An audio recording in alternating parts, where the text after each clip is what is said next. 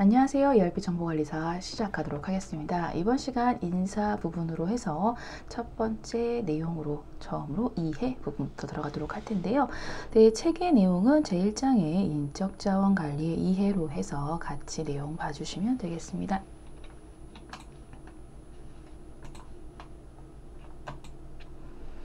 네, 인적자원 관리에 대한 내용에 대해서 이해하고자 한다면 일단은 인적자원 관리가 무엇이지? 라는 정의부터 먼저 정리가 되셔야 되는 부분들이 있어요. 그래서 정의에 대해서 얘기를 드릴 텐데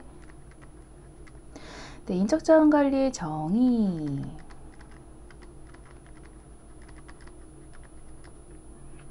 인적자원 관리 정의입니다. 네, 그래서 이건 줄임말로 일단 HRM이라는 표현으로 쓰여요. 그래서 Human Resource 매니지먼트라고 해서 HRM이라는 걸로 해서 인적자원 관리 약자로 많이 쓰이기도 하고요. 자, 요 내용 잠깐 보시겠습니다. 자, 인적자원의 획득 및 개발에 관한 활동으로 기업의 장래 인적자원의 수요를 예측을 하고요. 기업 전략의 실현에 필요한 인적자원을 확보하기 위해 실시하는 일련의 활동을 의미한다라는 부분이에요. 그래서 상당히 큰 의미로서 좀 넓은 포괄적인 내용들을 담고 있다라는 게 인적자원 관리라는 의미라고 일단 생각을 해주시면 되겠고요. 네, 용어 정리 쪽을 잠깐 봐주시면 인적자원 관리에 대한 요새 상당히 많은 관심이 보여지면서 인적자원 관리도 좀 세분화하기 시작했습니다. 그래서 인적자원 개발이라고 해서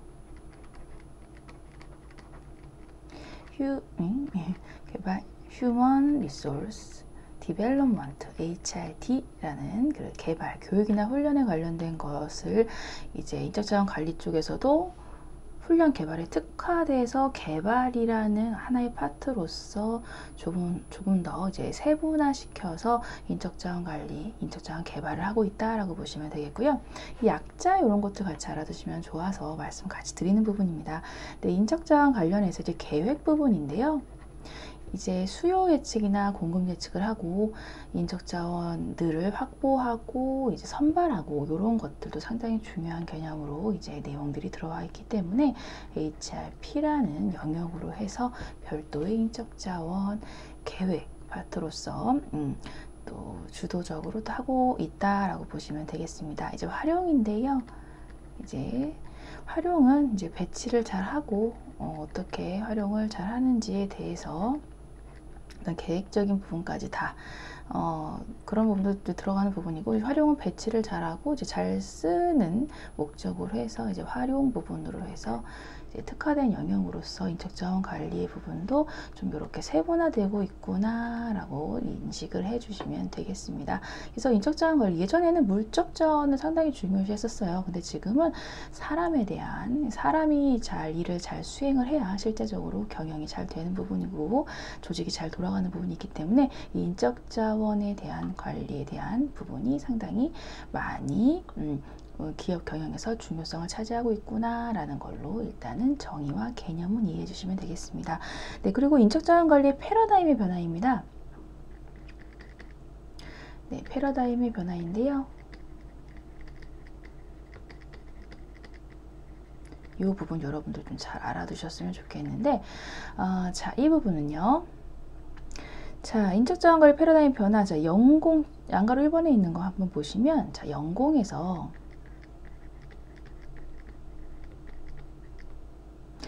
그리고 능력, 그리고 성과, 이렇게 내용들이 진행이 되어가고 있습니다.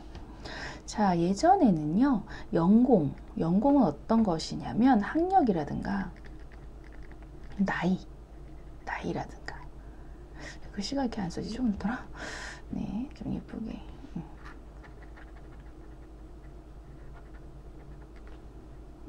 네, 판서하는 게 아니라서 조금 그렇습니다. 이해를 좀 해주시고요. 학력이나 나이라던가 아니면은 뭐 이런 것들, 학력의 나이, 경력 이런 것들이 연공에 대한 것이라고 생각하시면 되겠고, 이런 것들을 상당히 중요시해서 학력이 높다든가 아니면 나이가 좀 많다던가 아니면 경력이 좀 많다던가 이렇게 하면은 그냥 뭐 승진도 시켜주고 이 사람들 더 제휴를 잘 해주고 임금도 많이 주고 뭐 이랬던 그 시절이 있었습니다. 하지만 요거는 조금 올드한 쪽의 이게 내용이었고요. 이제 이런 것들이 이제 조금 이제 뭐 경력이 많다고 해서 일을 꼭 잘하는 게 아니더라라는 형식의 이러한 가치관의 변화가 일어나면서 능력을 중시하는 시대로 왔습니다. 능력이라고 하는 거는 우리가 소위 말하는 스펙이라고 생각하시면 되는데 뭐 시험 성적이라든가 아니면 뭐 토익 성적이라든가 뭐 이런 시험 성적 부분이라든가 뭐 자격증 따는 부분 그런 걸로 해서 자격증이 많거나 뭐 토익 만점이라든가 뭐 이런 것들이 좋으면 그 능력도 좋다라고 생각을 했었어요. 그 스펙이 높은 이러한 인적 자원을 선발하려고 애를 쓰고 뭐 이랬던 시절이 있었습니다. 그런데 이것도 꼭 이제 성적이 좋고 뭐 자격증이 많고 뭐 토익 만점 받은 사람이 반드시 일을 잘하는 게 아니더라라는 그러한 이게 자괴감에 빠지는 그런 상태가 일어났죠. 뭐 물론 이게 일치하는 경우도 있어요. 뭐 그 스펙이 좋으면 그만큼 일도 잘하고 하는 사람들도 물론 있지만 아닌 사람들도 많더라라는 그러한 이제 부분들이 생기게 되면서 인식이 바뀌게 되었고요. 이제는 이런 스펙보다는 실제적으로 성과를 낼 수 있는 그러한 직원들을 뽑자, 그런 인적 자원을 관리하자라는 쪽으로 이제 내용들이 실려집니다. 이게 패러다임의 변화의 이제 큰 그림 이라고 생각하시면 되겠고요. 시험 문제 나올 때는 이렇게 나와요. 자, 예를 들면 자, 인적 자원 관리가 가치관의 변화나 이런 환경의 변화들에 의해서 패러다임의 변화를 거치게 되었는데 이러한 변화로서 맞지 않는 것은 무엇입니까? 맞춰보세요 라고 하면 여러분들이 이제 보기에서 뭐 성과 위주였다가 연공으로 바뀐다 이렇게 나오면 틀리겠죠. 그래서 연공, 능력, 성과의 순서로 변화가 되어가고 있다라는 거 반드시 기억을 해주시면 되겠고요. 자, 두 번째로 자 이제 생산성 중시 시대에서 자 근로생활의 질 이제 QWL이라고 해서 근로생활의 질 약자도 같이 좀 기억을 해주셨으면 좋겠는데요. 자, 기존에는요 생산성을 많이 중시를 했고 생산을 많이 하는 직원이 최고였어요. 생산력이 가장 좋은 직원이 최고였고 막 그 사람들에 대해 대우해주고 뭐 성과급 주고 뭐 이런 것들이 좀 많았다고 하면 지금은 가치관이 많이 변화하게 됐고요. 지금은 직원들도 목매달아서 이렇게 막 일하지 않습니다. 회사에 목매달고 목숨 걸고 일하지 않아요. 왜냐하면 자기의 가정도 중요하고 자기 개발할 수 있는 자기만의 시간과 힐링할 수 있는 시간이 필요하기 때문에 이러한 가치관이 변화가 돼서 일과 이런 생활 그리고 직장에 대한 모든 업무 관련된 것들이 모두 다 좀 조화를 이루기를 원합니다. 그래서 근로생활의 질이 높아지는 그런 중시를 하는 이러한 가치관으로 변화가 되면서 인적자원 관리도 그러한 가치관의 변화에 맞게끔 패러다임이 변화가 되었다라고 생각하시면 되겠습니다. 그래서 이것도 시험 문제 나올 때 자 지금도 생산성 중시하는 것을 더 목적으로 삼는다라고 나오거나 아니면 근로생활의 질보다는 생산성을 중시하는 조직 위주의 그러한 부분으로 해서 뭐 패러다임이 변화하게 되었습니다 라고 하면 틀리겠죠. 그런 형식으로 해서 문제를 장난쳐서 내는 경우들이 있어요. 그래서 그런 경우들 여러분들이 시험 문제에서 만나보게 되셨을 때 그런 것들만 좀 조심하셔서 이 부분 정리하시면 되겠습니다. 네, 이렇게 일단 해주시고요. 그리고 이제 네, 인적자원 관리의 방침입니다.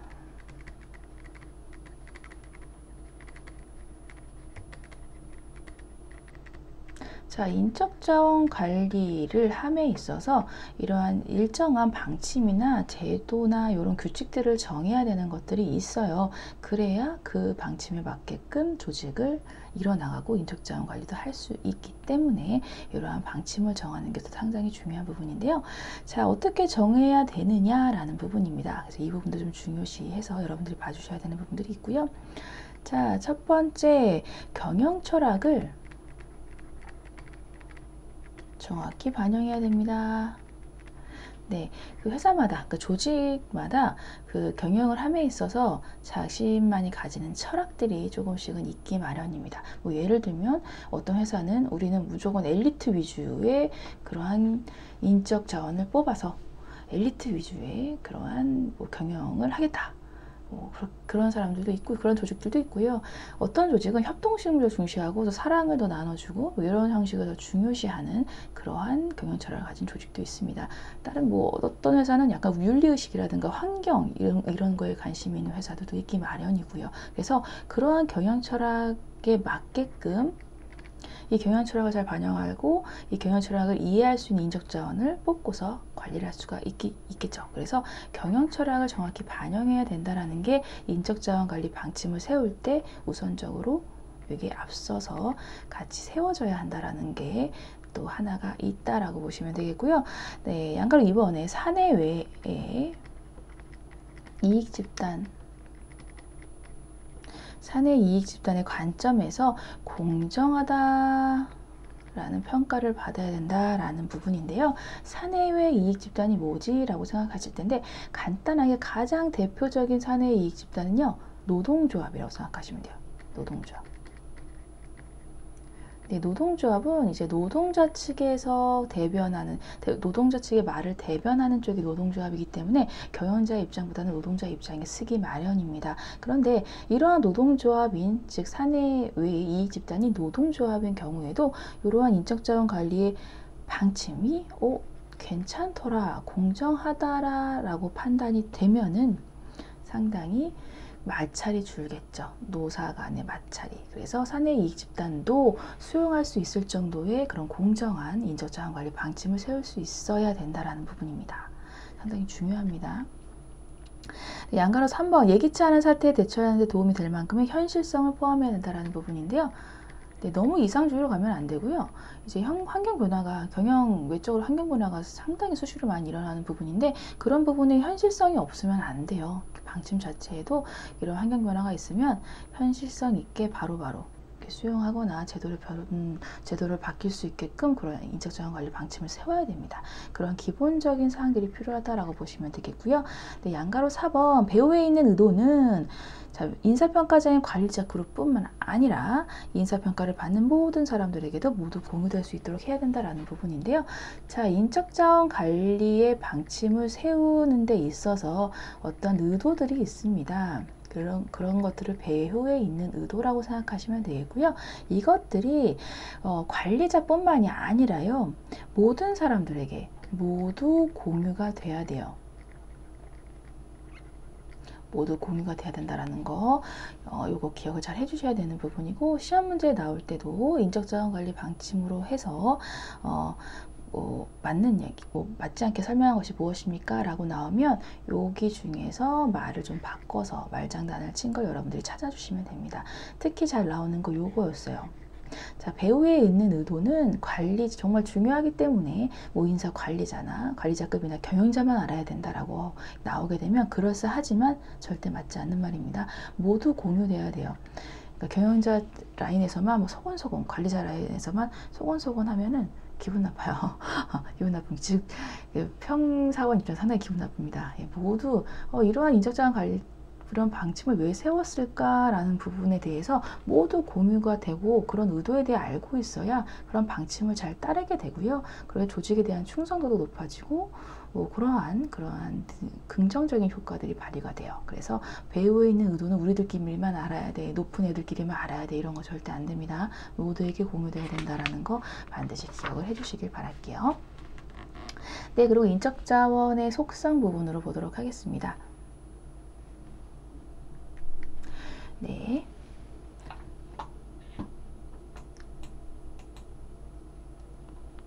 네, 속성 부분을 보도록 할 텐데요. 네.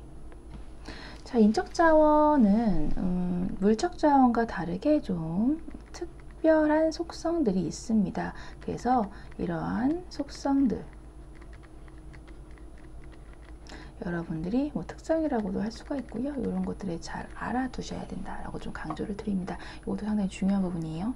시험 문제 나올 때도 인적 자원의 속성 혹은 특성에 대한 내용으로 뭐 바르게 연결된 것은 무엇입니까? 라고 하면서 그 속성에 대한 특성이 하나 이렇게 주어지면서 해당되는 내용에 대해서 설명을 합니다. 그래서 해당되는 내용들을 가지고 이거는 인적 자원의 속성 중에 어떤 걸 나타내는 겁니까? 라고 하면 여러분들이 능동성 이렇게 맞춰주실 수 있으셔야 돼요. 자, 보도록 할게요. 양가로 1번의 인적 자원의 능동성인데요. 자, 물적 자원과는 달리 인적 자원의 행동 동기와 만족도가 영향을 미칩니다. 그래서 인적 자원은 이게 사람이죠. 사람은 생각이 있죠. 그렇기 때문에 물적 자원처럼 행동 동기나 만족도 뭐 이런 게 영향을 물적 자원은 미치지 않지만 인적 자원은 생각이 있고 내가 이렇게 행동을 하고자 하는 동기가 있고 이런 행동을 하고 업무를 함에 있어서 내가 가질 수 있는 만족도 이런 것들이 있습니다. 그래서 행동 동기와 만족도 이런 것들이 영향을 미치기 때문에 인적 자원 관리를 그 능동성인 측면에서 잘 관리해야 된다라고 보시면 되겠어요. 네. 그리고 인적 자원 존엄성인데요. 자, 물질 문명의 발전 과정에서 상실된 인간성을 회복을 하고요. 인간 존중의 바탕에서 인적 자원 관리 속성을 유지 및 발전시키려 노력하는 것입니다. 그래서 이거 인간성 상실 회복이에요. 회복의 목적에서.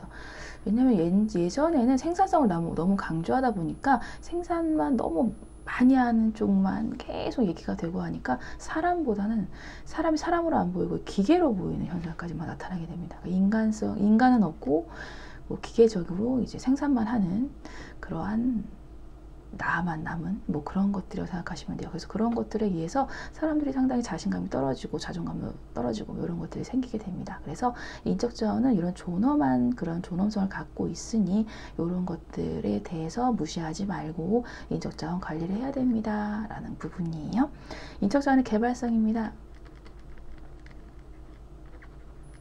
자, 인적 자원은요, 자금이나 물적 자본처럼 한정되어 있지 않아요. 한정되어 있지 않아서 오랜 기간 개발될 수 있고요. 그리고 능력과 자질 또한 보유될 수가 있습니다. 그래서 개발이 될 수 있다. 네, 물적 자원은 이제 쓰고 나면 없어지죠. 광보, 예를 들면 금이나 은동 이런 광물 같은 경우도 이제 쓰고 나면 없어지고 고갈이 돼버리는 그런 것들이 있어서 개발할 수가 있는 성격의 것이 아닙니다. 하지만 사람은 그 행동 동기나 만족도가 있는 이런 능동성이 있기도 하고 그런 능동성에 따라서 뭐 능력을 더 개발시키거나 훈련이나 교육을 시킴으로 인해서 내 능력이 더 개발될 수가 있어요. 그래서 이런 개발성 측면에서 능력과 자질을 키워주고 보유를 할 수 있게끔 해야 된다라는 거예요. 개발성에 대한 내용입니다. 네, 인적자의 전략성입니다. 네. 전략성도 이제 개발성과 이제 비슷한 부분이라고 볼 수 있는데요. 조직체의 성과와 달리 인적 자원은 전략적으로 확보를 하고요. 그리고 교육과 훈련을 통해 개발될 수 있고 경영 성과 또한 높아질 수 있다라는 부분입니다. 그래서 인적 자원을 관리함에 있어서 전략적인 목표를 세우고 교육 훈련을 통해서 해야 된다라는 쪽이 전략성이다라고 보시면 돼요. 그래서 인적 자원의 속성은 이제 물적 자원과 다른 측면으로 해서 설명이 되고 있다라는 그러한 개념들을 이해를 해 주시고요. 그리고 시험 문제 나오는 유형은 이러한 부분들을 설명을 하고서 인적 자원의 속성 또는 특성 중 어떤 것에 대한 설명입니까? 라고 하면 능동성, 존엄성 이런 것들에서 맞춰주시면 됩니다. 그래서 여러분들 시험 문제 푸시는 방법은 간단하시고요. 여기 있는 내용들을 이해를 해주시는 거 꼭 알아두시길 바라겠습니다. 그리고 여기서 가장 많이 나왔던 건 존엄성이 가장 많이 나왔어요. 참고로 말씀드리면 그렇습니다. 하지만 다른 것도 다 아셔야 됩니다. 존엄성만 띡 하고 넘어가시면 돼요. 네, 아셨죠? 네, 이렇게 해서 인적 자원의 속성은 이렇게 마무리해 주시고요. 자, 인적 자원 관리 목표예요. 자, 인적 자원 관리 우리 이렇게 배우는 부분들은 이제 인적 자원 관리 목표를 가지고 있기 때문에 이제 인적 자원 관리를 잘 해야 되는 이런 목표를 가지고 있다고 보시면 되겠고요. 1차적인 목표는 노동력을 효율적으로 이용하는 것, 그리고 조직은 비용 절감 목적을 무시할 수가 없습니다. 그래서 가장 1차적인 목적은 노동력을 잘 쓰고 비용을 절감하고자 하는 목적이라고 생각하시면 되겠어요. 2차적인 목표는 조직의 유지 발전입니다. 그래서 뭐 종업원 질서 유지 안정을 시켜야 되고요. 노사 관계의 질서 유지 유지, 안정을 해야지 조직이 유지됩니다 라는 부분이에요. 1차적 목표는 비용 절감, 노동력 효율적으로 이용한다. 2차적으로 조금 더 올라갔을 때 조직이 유지 발전되고자 하는 목적이 2차적인 목적입니다. 그리고 부차적인 목적은 조금 더 가서 이젠 종업원의 만족도까지 생각하는 거예요. 그래서 종업원의 만족도는 부차적인 목표에 해당되는구나 라고 이 정도 생각해 주시면 되겠습니다. 네, 다음으로 인적자원 관리의 기능 및 주요 이론과 체계인데요. 첫 번째로 우리가 아셔야 되는 거는 인적자원 관리의 기능이에요. 기능. 네, 그래서 5가지로 나눠져 있어요. 예, 있어요. 인적자원 관리 기능은 5가지로 카테고리가 나눠져 있습니다. 그래서 일단 5가지 카테고리를 여러분들이 알아두셔야 되고요. 어떤 거냐? 기본적인 기능, 확보하는 기능. 네, 세 번째는 개발하는 기능. 네 번째는 보상 기능. 네, 5번째는 이제 유지 기능. 이렇게 되어 있습니다. 그래서 기본 기능은요, 그런 거예요. 직무, 즉 일에 대해서 관리하는 것들, 그리고 인적자원 계획하는 거. 이런 것들이 이제 기본적인 기능이라고 생각하시면 됩니다. 그래서 일에 대해서 관리하고 인적자원에 대해서 전체적으로 계획하고 이런 것들이 직무 관리 기본 기능에 해당되는 거라고 보시면 되겠고요. 확보 기능에서는 어떤 것들을 하느냐라는 부분인데, 자, 확보하는 거죠. 말 그대로 인적자원을 확보한다라는 부분이에요. 그래서 모집을 합니다. 그리고 모집한 사람들 중에 선발을 하고요. 그 선발한 직원들 중에서 이제 실제적으로 채용을 하게 됩니다. 그리고 채용한 직원은 적재적소에 배치를 하게 되고요. 그리고 이제 그 외에도 직무 분석, 일에 대해서 분석하는 걸 직무 분석이라고 일단 생각하시면 되겠고요. 그리고 인사 행정 이런 것들도 확보 기능에 대한 내용이 되겠어요. 그래서 확보 기능은 이러한 것들이 있고, 모집, 선발, 채용, 배치가 아무래도 가장 좀 와닿는, 확보 기능에서 딱 와닿는 곳이라는 생각이 들죠. 그래서 이 부분은 반드시 또 알아두시고요. 자, 개발 기능. 개발은 말 그대로 개발을 시키는 겁니다. 하다 보니까 교육 훈련이 있겠습니다. 교육시키고 훈련시키고, 그 능력 개발도 해주는 것도 있고요. 네, 뭐 승진도 있고요. 그리고 인사평가, 인사고과라고도 하는데 인사평가도 개발 기능, 그리고 경력 개발해주고요, 관리해주는 거, 이런 것들이 개발 기능에 대한 부분입니다. 네, 그 보상 기능, 보상은 간단해요. 어떤 걸로 보상할지, 복리후생 제도를 통해서 보상해주는 거, 그리고 일한 만큼 또 이제 임금 관리를 통해서 이제 임금 지급해주는 이런 것들이 보상 기능에 해당되는 내용이다라고 아실 수 있고요. 네, 인적자원 유지 기능입니다. 유지 기능에는 안전보건관리, 네, 그리고 이직 관리. 이제 이직은 이제 회사를 떠나는 거 이직이라고 얘기하는데요. 그 부분에 대해서 관리하는 부분도 유지 기능의 하나다라고 보시면 되겠습니다. 그리고 노사관계 관리입니다.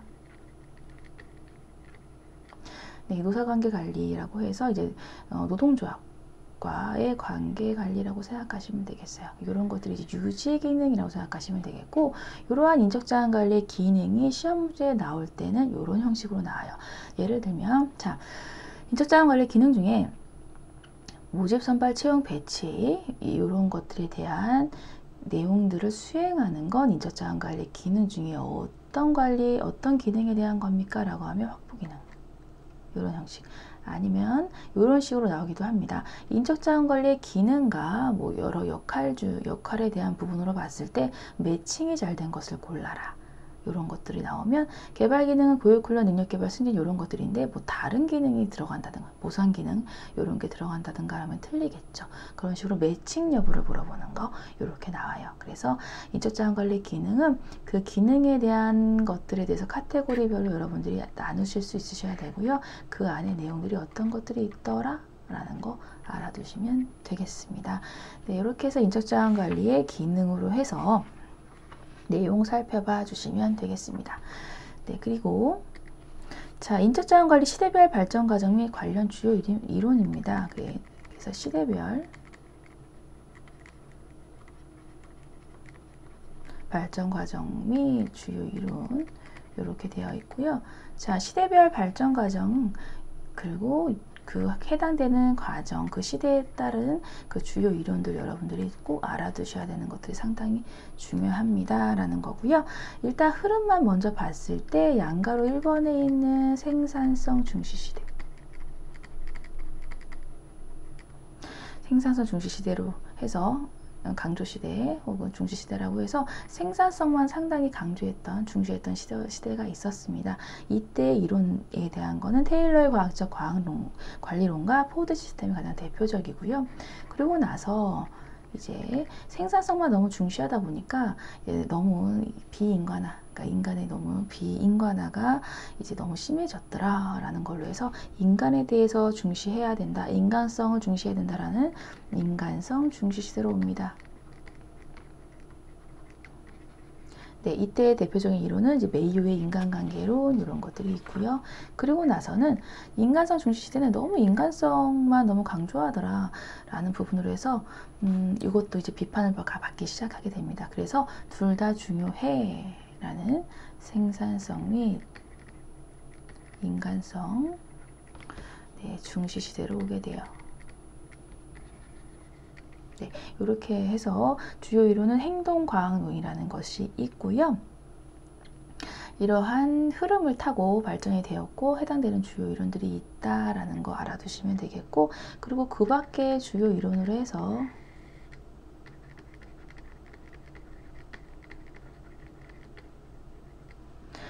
맥그리거 XY 이론이라든가 아지리스 성숙 미성숙 이론, 허즈버그의 이호인 이론 이런 것들에 대해서 배울 겁니다. 그래서 시대별 발전 과정 및 주요 이론은 이런 형식으로 해서 발전 과정을 타고 있다라는 것과 관련된 주요 이론들에 대해서 여러분들이 잘 알고 가셔야 되는 것들이 중요하고요. 요거는 일단 흐름만 보시고요. 다음 시간에 생산성 중시 시대의 이론부터 해서 내용들 이론 중요한 것들 말씀을 드리도록 하겠습니다. 오늘은 여기까지 할게요. 수고 정말 많으셨습니다. 감사합니다.